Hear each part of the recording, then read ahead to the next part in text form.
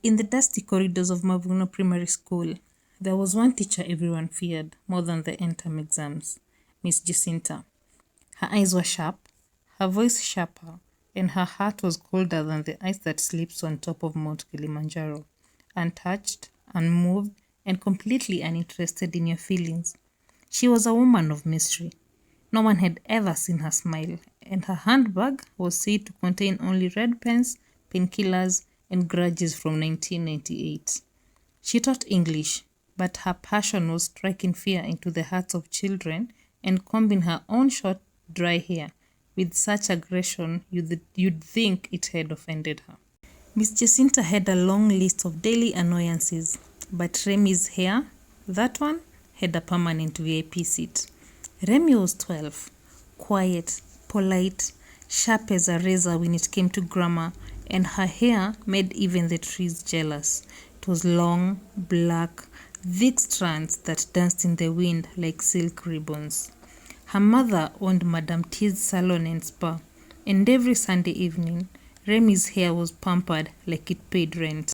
She came to school every Monday looking like a child model from a shampoo commercial, and Miss Jacinta hated it. It started with side comments. All this hair, yet your brain is empty. Is this a school or a beauty pageant? Then came the warnings. You must tie your hair and no oil. I don't want to see the sun reflecting off your scalp again. But no matter how many rules Miss Jacinta invented, Remy's hair continued to flourish, and so did the attention it got. Boys wrote anonymous poems about it and stuck them in her locker. Even a visiting teacher once asked, "Which Brazilian product is this child using?" That was her breaking point.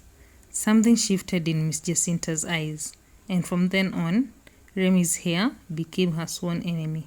She would call Remy to the front of the class for absolutely no reason, right in the middle of a lesson on adverbs, just to squint suspiciously at her scalp, as if it were hiding contraband or government secrets.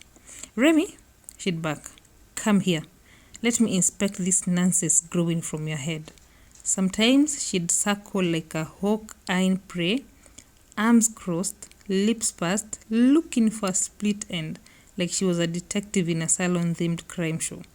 She gave Remy detention for having what she called distracting shine, claiming the girl's hair was reflecting light like a side mirror and blinding the other children. Once, during physical education, she accused Remy, quite dramatically, of assault via a braid. Apparently, as Remy was running during relay, her braid had slapped another student in the face. "She whipped Ada like a horse," Miss Jacinta shouted, waving her arms in front of the head teacher like she was in court. "Was it intentional?" the PE teacher asked, bewildered. "Intentional or not, that hair is a health hazard." And so, Remy began walking like a soldier during PE. Head held high, hair tucked like it was a weapon of mass destruction. But still, Jacinta was not satisfied. The other teachers began to notice. "Jacinta, this your beef with the child. Are you okay?" asked Mr. Makinde, the PE teacher. "She's too proud. That hair is a spirit," Miss Jacinta hissed, tugging at the edge of her scarf to hide the patchy thinning coils beneath.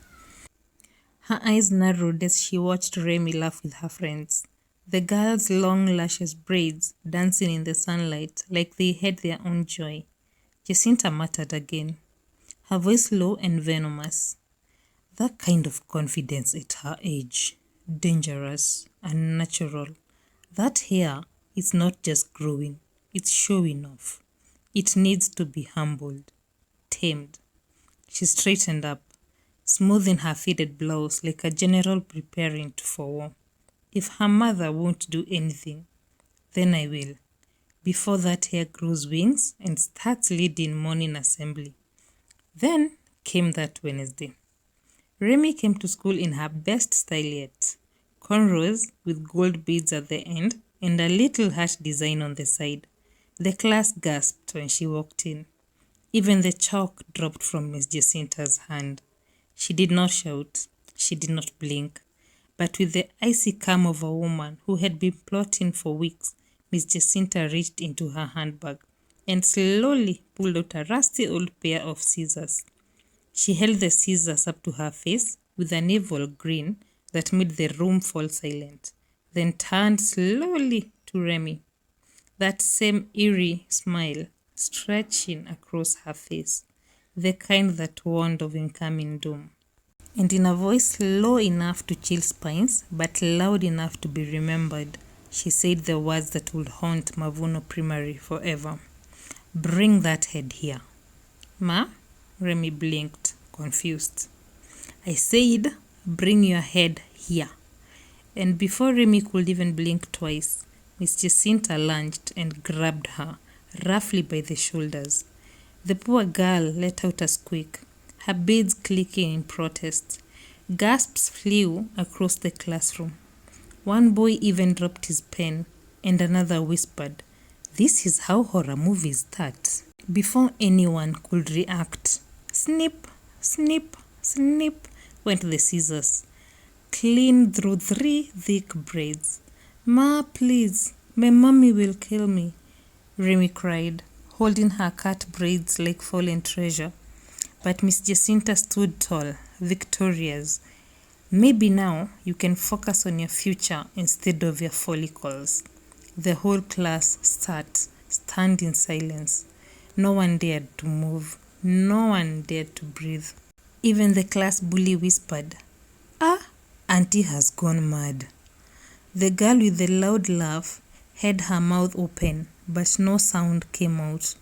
One boy slowly lowered his hand that he had raised to ask to use the toilet.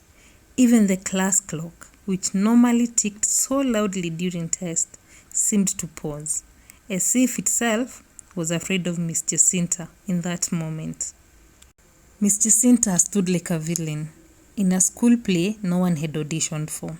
Scissors glinting in one hand, Remy trembling in the other, and still no one moved. It was not just chaos, it was legendary. That evening, Remy walked home like a ghost, clutching her chopped braids in a black polythene bag.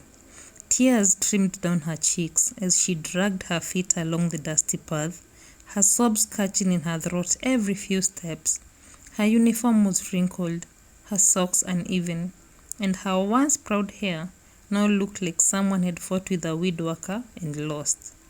People greeted her along the way. "Ah, Remy, how was school today?" But she did not answer. She could not. She just kept walking, head bowed, cheeks wet, shoulders trembling.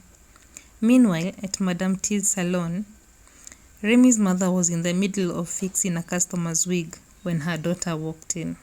She dropped her comb mid-stroke, and it hit the floor with a dull clatter. For a moment, she just stared at her daughter.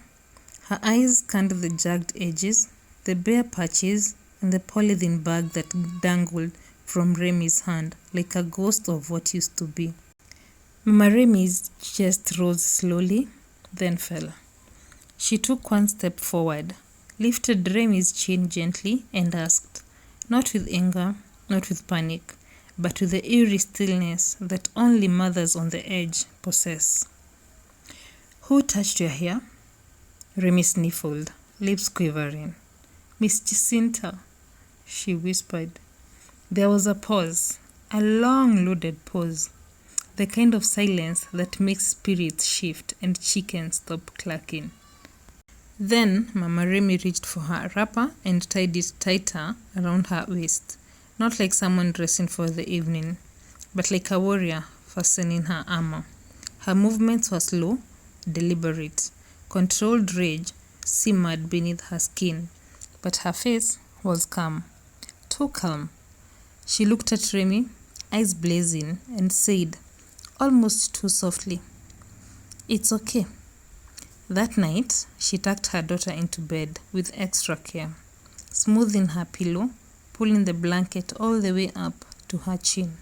She planted a kiss on Remy's forehead, her hand lingering there for a moment longer than usual.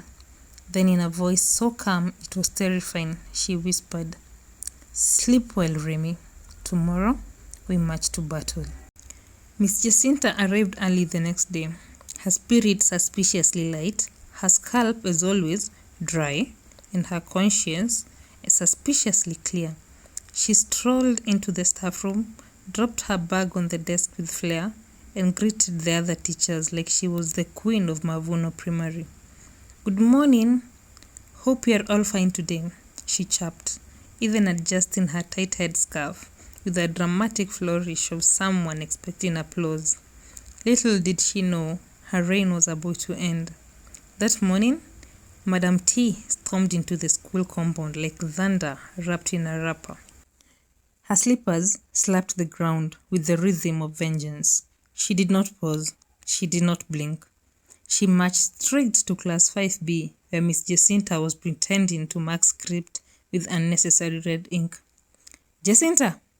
Madam T barked, flinging the classroom door so wide it nearly fell off the hinges. Miss Jacinta looked up, confused. Good slap. The first slap came so fast it echoed across the walls. The second one reset her jaw. "You like cutting children's hair, eh?" Madam T roared, dragging her outside by the collar like a stubborn goat. "Let me give you experience." Before anyone could intervene, Madam T had sat squarely on Miss Jacinta's chest like a market woman pinning down fresh fish. She yanked off the headscarf, revealing her undone hair. Then, like a warrior priestess, anointed for righteous revenge, she pulled scissors from her handbag, and with fire in her eyes, she said, "Today, you will learn humility." "Madam, please stop. I am a public servant," Miss Jacinta begged. "And I am the public. Come here." And right there, under the blazing sun, with dust swirling, Madam T gave Miss Jacinta a haircut. Each snip of the scissors carried generations of fury. By the time she was done, Miss Jacinta's cap looked like a failed topography project. The children chanted, "Babaha! Babaha!" like it was a national anthem. Some stood on benches, others banged on metal lunch boxes like drums. The teachers froze mid-step, mouths wide open, unsure whether to intervene or fetch popcorn. One PE teacher casually leaned against the wall muttering, "I warned her about her wickedness." The headmaster peeked through the staff room window, adjusted his glasses, and gasped. He saw Madam T seated like a warrior queen, scissors in hand, Miss Jacinta wailing softly beneath her.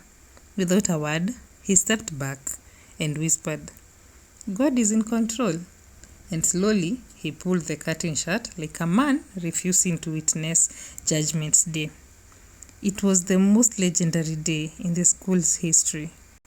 As Madam T stood, victorious and unbothered, she dusted her hands like she had just finished Ndin Fufu, not shaving Samuel's cap into an emotional disaster. Miss Jacinta rose slowly and trembling. Her once carefully wrapped scarf now hung around her neck like a defeated flag.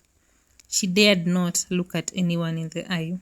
Her face, red with embarrassment, twitched as whispered and muffled giggles ripped through the gathering. She stood fully upright, or tried to, her back curved not from age but from shame. The same woman who had marched into school like royalty was now a shadow of herself, exposed, humiliated, and freshly barbered. She sniffed once, picked up her broken pride from the floor, and shuffled away, her dignity left behind with every step. That afternoon, the PTA had an emergency meeting after the morning incident. Madam T walked in like a queen. When the matter was brought up, some members shifted uncomfortably in their seats, expecting drama. But instead of scolding or suspension, the room shifted. One parent stood and said, "Let us be honest. That teacher had it coming." Another added, "She had been terrorizing children with that her bad attitude and expired scarf for years." Heads nodded. Even the headmaster cleared his throat and mumbled something about unprofessional conduct and excessive scissors use. Remy was not suspended or warned. Instead, She was offered an apology. Miss Jacinta took 3 weeks of personal leave. When she returned, she wore hats and head wraps, even in 40 degrees heat. And no one, not even the boldest boy in class 6B, dared to ask her why. Remy's hair, it grew back, longer, glossier, and braver. And the legend lived on. Some say Madame T's scissors are now framed in her salon with the caption, "For teachers who cross the line." Miss Jacinta, she now teaches with humility. She walks in quietly, head bowed, her once snappy shoes now dragging ever so slightly on the floor. She stopped picking on students with shiny braids, does not even dare squint at any wild scalp again. In fact, she now praises hairstyles. And when she passes Remy in the hallway, she gives a polite, almost fearful nod, the kind you give to someone whose mother can rearrange your scalp before the first bell rings. Peace was restored in Mavono Primary, one fabulous braid at a time.